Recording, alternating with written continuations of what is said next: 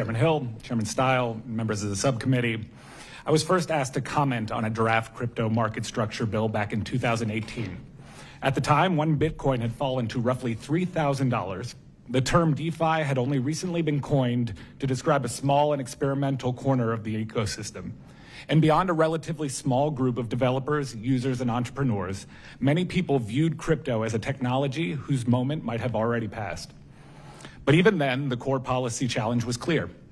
Congress needed to find a way to empower regulators to protect customers and ensure market integrity while preserving the open peer-to-peer architecture that makes blockchain networks unique. Nearly a decade later, much has changed. Many are worried because Bitcoin is only up 2,000% since the lows of 2018. DeFi has grown from an obscure idea into a term that is used in legislation, regulation, and enforcement actions. And the industry built around crypto networks now includes not only startups, but some of the largest companies in technology and traditional finance. For me personally, I've spent the past 8 years engaging in the development of market structure legislation from several different perspectives.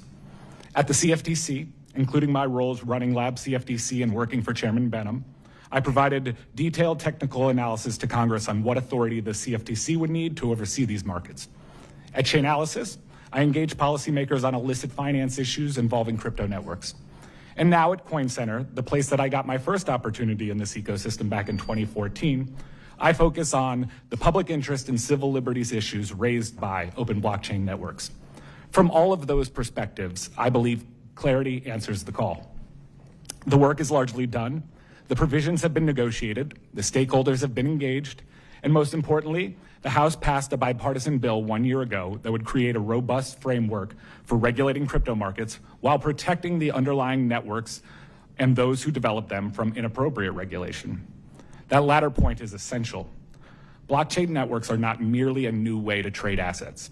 At their best, they are open computing networks that allow individuals to hold and transfer value without depending on a bank, exchange, payment processor, or other centralized intermediary. They give individuals the freedom to transact in a peer-to-peer fashion without being censored or unnecessarily surveilled. That is why developer protections are key to market structure legislation. If Congress creates clear rules for centralized cryptocurrency businesses, but leaves developers exposed to open-ended liability for building non-custodial software, then the legislation will have protected part of the market while undermining the technology that makes that market possible. The Clarity Act recognizes this in several ways. First, it includes protections designed to ensure that software developers and infrastructure providers are not required to register with the SEC or CFTC simply because they write code, publish software, validate transactions, or otherwise support the functioning of a blockchain network without taking control of customer assets or acting in a trusted capacity as a traditional intermediary. Second, Clarity protects developers through the Blockchain Regulatory Certainty Act, a long-term priority for Coin Center. The BRCA addresses the most serious risk facing non-custodial software developers of being treated as an unlicensed money transmitter and clarifies that developers and service providers that never take control of customer funds shall not face such a threat in the future. These provisions effectively protect developers without weakening the regulatory protections core to Clarity. Securities laws still apply to securities intermediaries. Clarity even creates new categories for businesses operating in the digital commodity markets and imposes stringent regulations on those newly defined intermediaries. And where a business is properly regulated as a financial intermediary, the Bank Secrecy Act still applies to prevent money laundering and terrorist financing. Clarity keeps regulation focused on the people who actually perform intermediary functions.